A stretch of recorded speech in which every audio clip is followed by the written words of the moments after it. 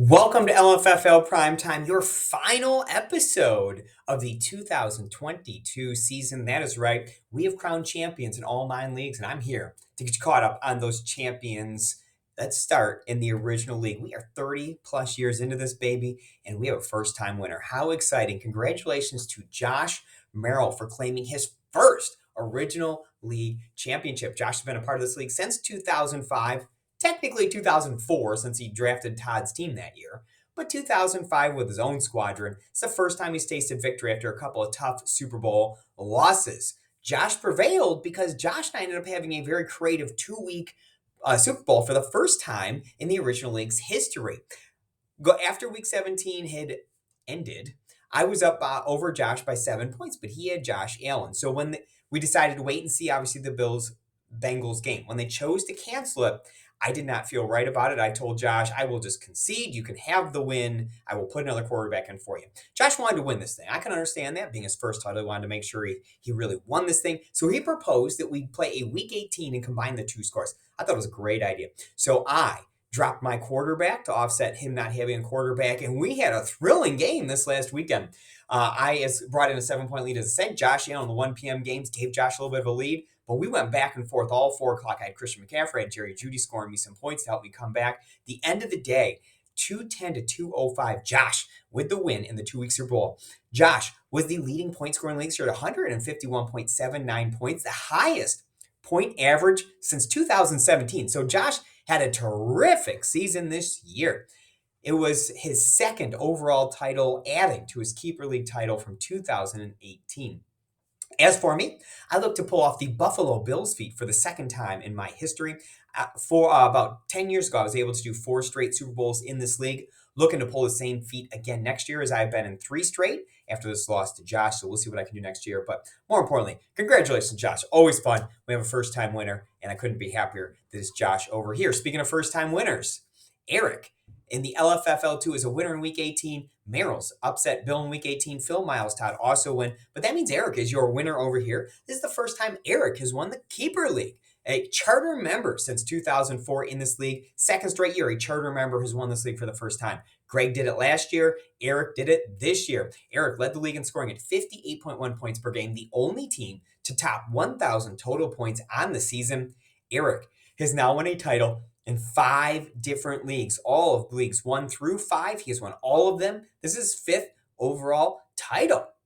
Congratulations to Eric on claiming that first victory. Bill continues to impress in this league. He has been a top 4 team in 6 of the last 7 seasons, including 3 wins over that stretch. Bill, a second place showing again this year. LFFL3, hey, look who your winners. It's Eric. Oh, I haven't heard that name recently.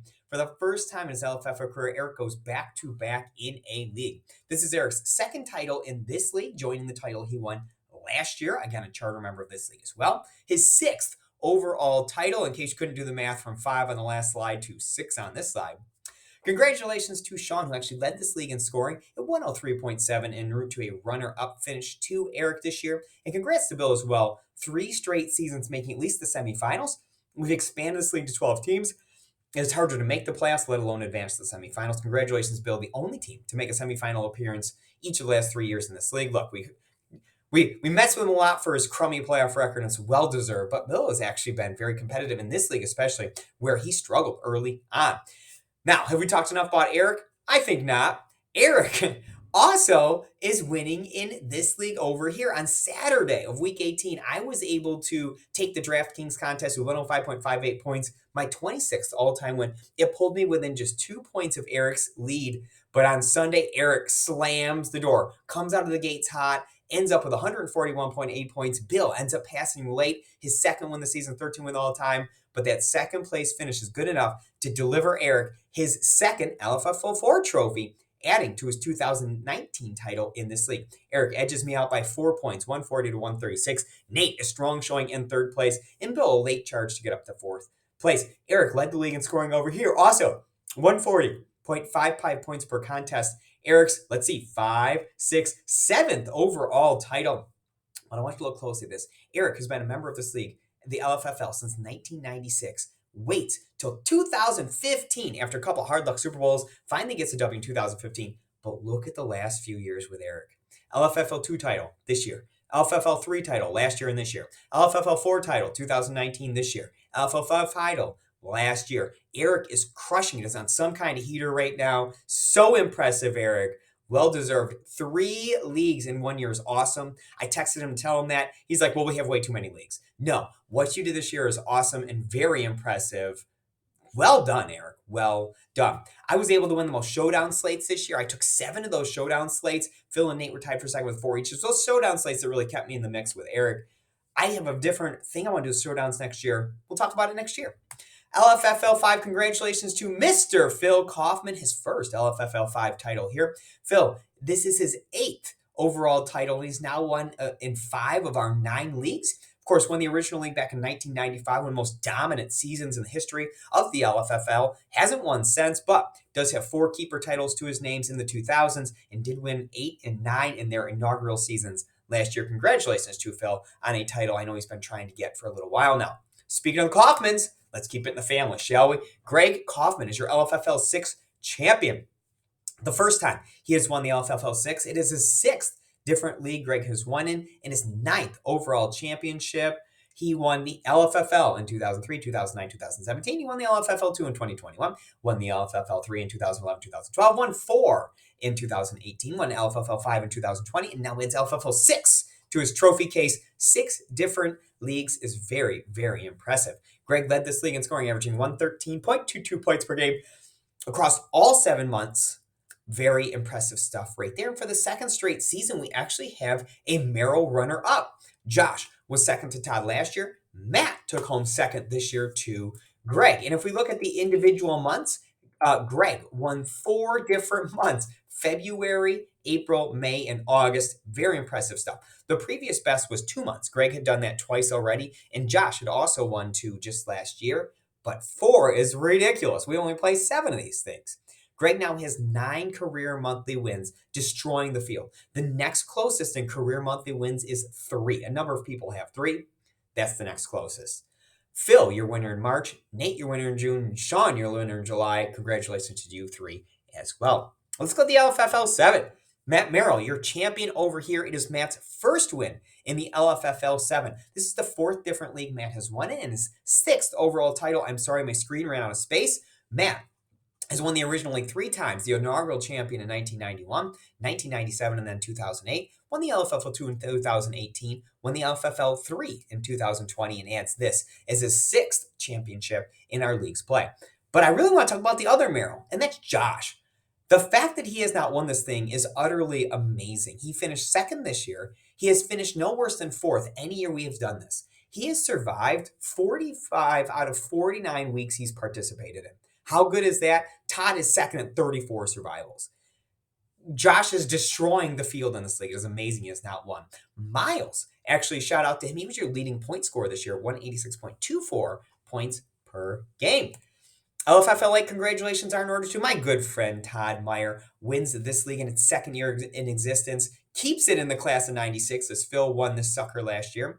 Todd has now won a title in 4 different leagues and 7 overall. A 4-time champion. The original league won the first Super Bowl in 1993, also 2010, 2016, 2021. Won the LFFL 3 in 2016 and the LFFL 6 in 2020. Adds this to his trophy case. And while it's 178.7 points short of Phil's total last year, still the 2nd best, better than anybody else last year, and certainly better than anyone this year. Congratulations to my good friend Todd. Now, if you're keeping track at home, class of 96, Phil has won. Eric has won 3 times. Todd has won. Matt has won. That just leaves one person.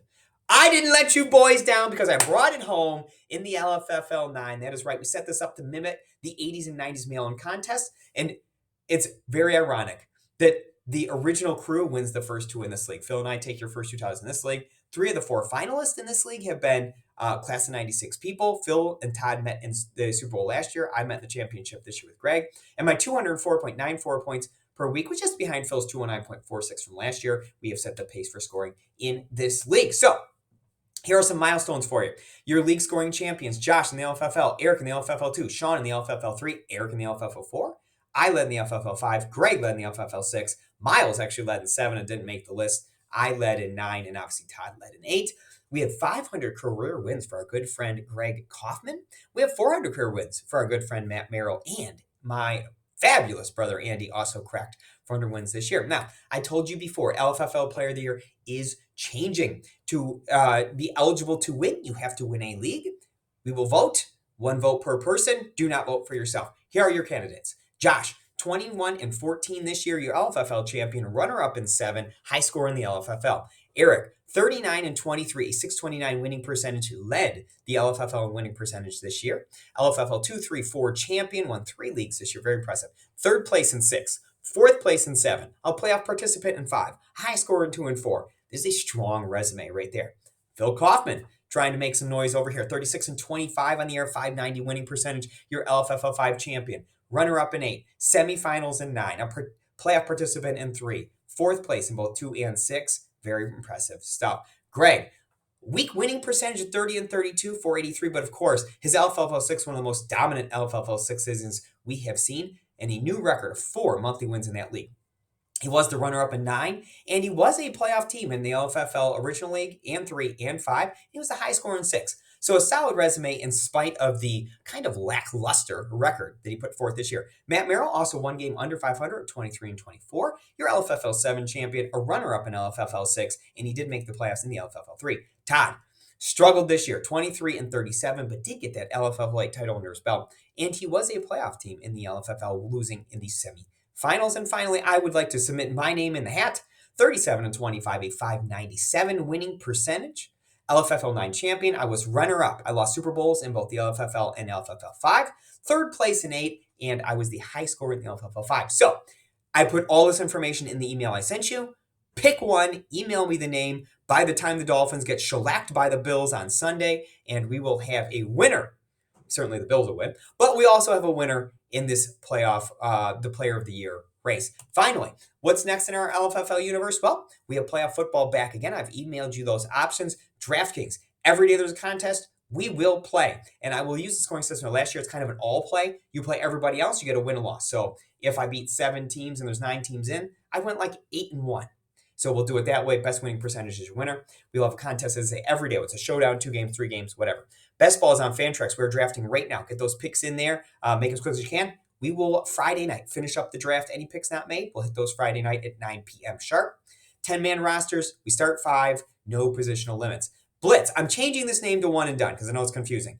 Submit me a lineup each week. You can only use the player one time. Once you use them, you lose them. I'll keep track on the Google Sheet as always. Email me or text me those lineups.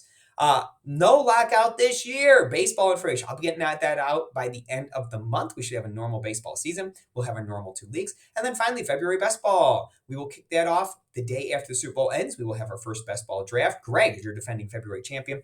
Let's see if we can beat him. I think I got it all covered. And we are under 15 minutes because YouTube doesn't like me posting more than 15-minute videos. So, hey, what an awesome season. I cannot believe this league is still going on. I saw something on Twitter. It's like, do you still talk to your high school friends? I still talk to a lot of my high school friends. I still talk to a lot of my elementary school friends. I'm so glad we still have this league. I'm so glad this continues to go forward. You all are the best.